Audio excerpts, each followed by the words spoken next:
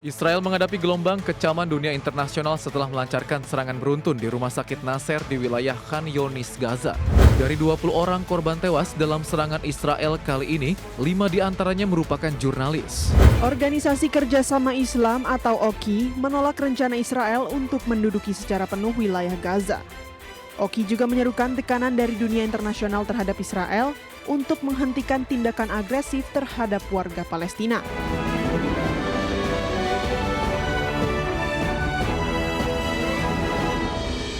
Pemirsa, kita ke informasi mancanegara. Militer Israel pada Senin kemarin menyerang rumah sakit Nasser di wilayah Gaza dan menyebabkan 20 orang tewas termasuk 5 orang jurnalis. Ya, serangan tersebut pun menuai kecaman dari dunia internasional. Israel menghadapi gelombang kecaman dunia internasional setelah melancarkan serangan beruntun di rumah sakit Nasser di wilayah Khan Younis, Gaza. Serangan yang dilancarkan pada hari Senin kemarin telah menewaskan sedikitnya 20 orang. Dari 20 orang korban tewas dalam serangan Israel kali ini, 5 diantaranya merupakan jurnalis. Mereka adalah Hossam Al-Masri dari Reuters, Muhammad Salama dari Al Jazeera, Maryam Abu Dabka dari Associated Press, Moaz Abu Taha dari NBC Network, serta Ahmed Abu Aziz dari Quds Network. Selain itu, 15 pekerja kesehatan dan tanggap darurat serta warga sipil juga tewas dalam serangan itu. Manajemen Reuters pun membenarkan kabar tewasnya Masri. Kantor berita itu juga memohon pertolongan bagi jurnalis mereka yang cedera akibat serangan tersebut. Usai mendapat kecaman dari dunia internasional, militer Israel pada Senin petang waktu setempat akhirnya mengakui telah keliru menyerang rumah sakit Nasser. Militer Israel berdalih serangan itu menargetkan agen-agen kelompok Hamas. Kementerian Pertahanan Israel pun mengaku akan menyelidiki kesalahan prosedur dalam serangan tersebut dan menyangkal telah menargetkan warga sipil dan jurnalis dalam serangan ke rumah sakit Nasser. Berbagai sumber IDX Channel.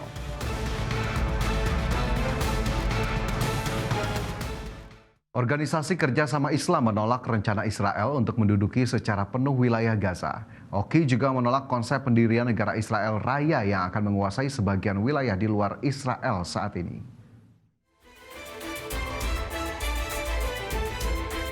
Organisasi Kerjasama Islam atau OKI menolak rencana Israel untuk menduduki secara penuh wilayah Gaza. OKI juga menyerukan tekanan dari dunia internasional terhadap Israel untuk menghentikan tindakan agresif terhadap warga Palestina.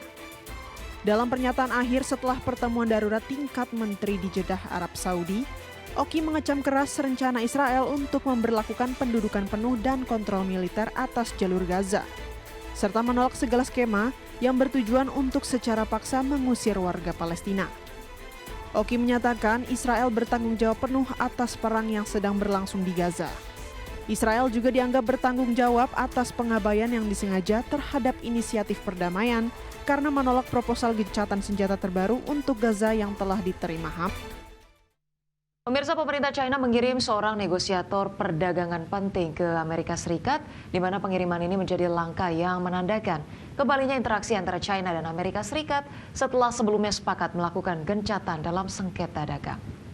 Di sisi lain, Wakil Menteri Perdagangan China Li Chengqiang ini dijadwalkan bertemu dengan perwakilan dagang Amerika Serikat, Jamieson Greer, serta pejabat Departemen Keuangan Amerika Serikat pada pekan ini. Sementara negosiator yang dikirim saat ini hanya akan bertemu dengan pejabat di level deputi di Amerika Serikat dan bukan dengan Greer maupun Menteri Keuangan Amerika Serikat Scott Bessent. Pihak Amerika Serikat ataupun pihak pemerintahnya ini menyebut negosiator yang dikirim China kali ini bukan bagian dari sesi perundingan formal. Namun Washington menyambut baik upaya Beijing untuk melanjutkan negosiasi terkait pemberlakuan tarif resiprokal.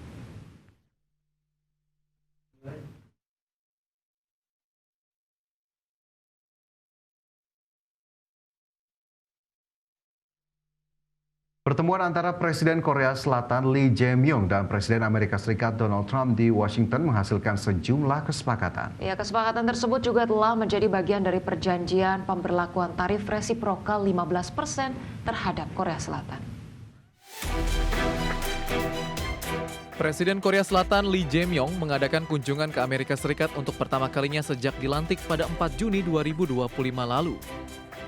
Pertemuan langsung antara Lee dan Presiden Amerika Serikat Donald Trump menghasilkan sejumlah kesepakatan bisnis skala besar, termasuk kontrak antara produsen pesawat Boeing dan GE Aerospace senilai 50 miliar dolar Amerika. Kesepakatan tersebut menegaskan kelanjutan perjanjian dagang antara Amerika Serikat dengan Korea. Perjanjian tersebut juga menyebut Korea Selatan terkena pemberlakuan tarif resiprokal sebesar 15% oleh Amerika Serikat. Kesepakatan ini memungkinkan Korea Selatan terhindar dari tarif 25% yang sebelumnya sempat diancam Trump.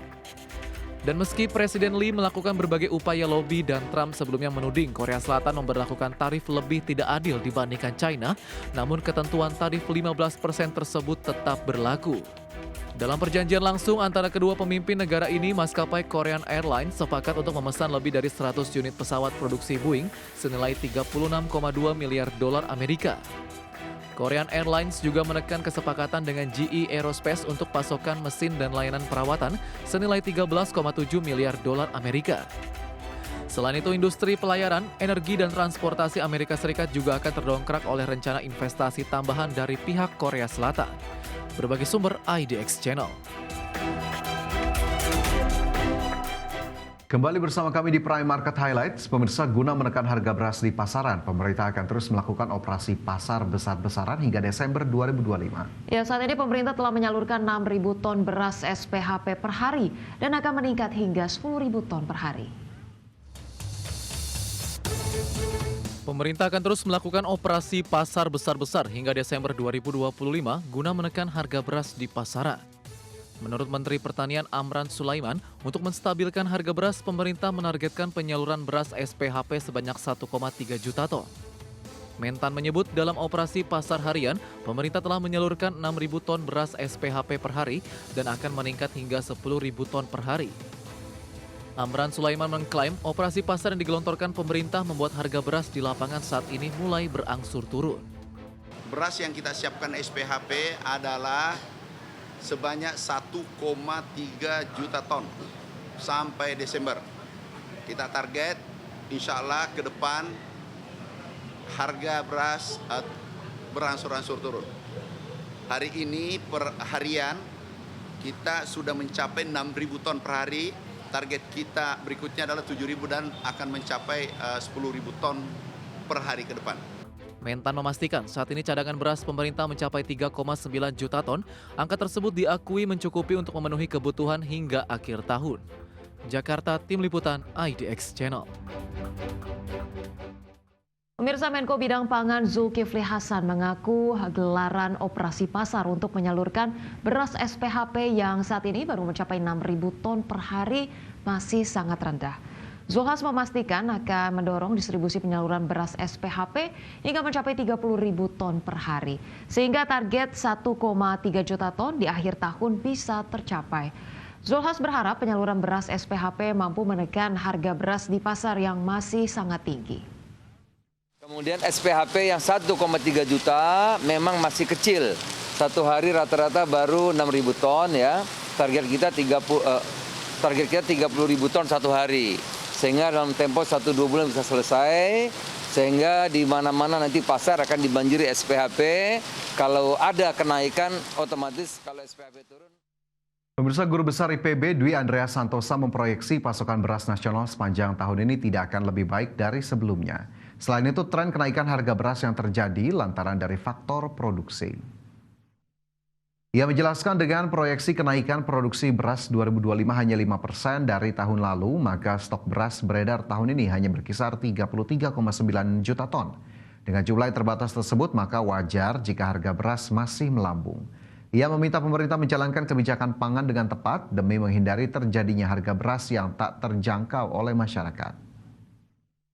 Tapi tahun ini, kalau perhitungan saya yang betul, maka ketersediaan beras untuk konsumsi tahun ini terendah selama 3 tahun terakhir, menjadi hanya 33,9 juta ton. Dari mana itu angkanya? Dari produksi tahun ini 31,9 plus sisa tahun lalu 1,7 juta ton, plus impor yang dilakukan oleh swasta biasanya itu sekitar 300.000 sampai 500.000 ton di sekitar itu.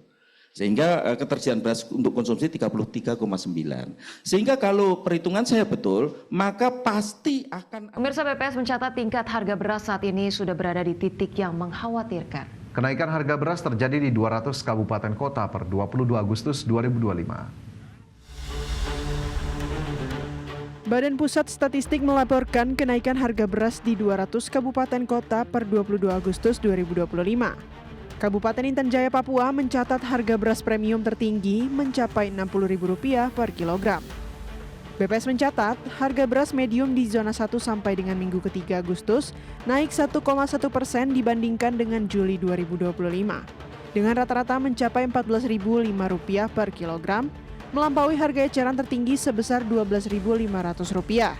Adapun di zona 2, harga rata-rata beras medium naik 1,40% dibandingkan Juli 2025 menjadi Rp14.872 per kilogram, melampaui HET Rp13.100.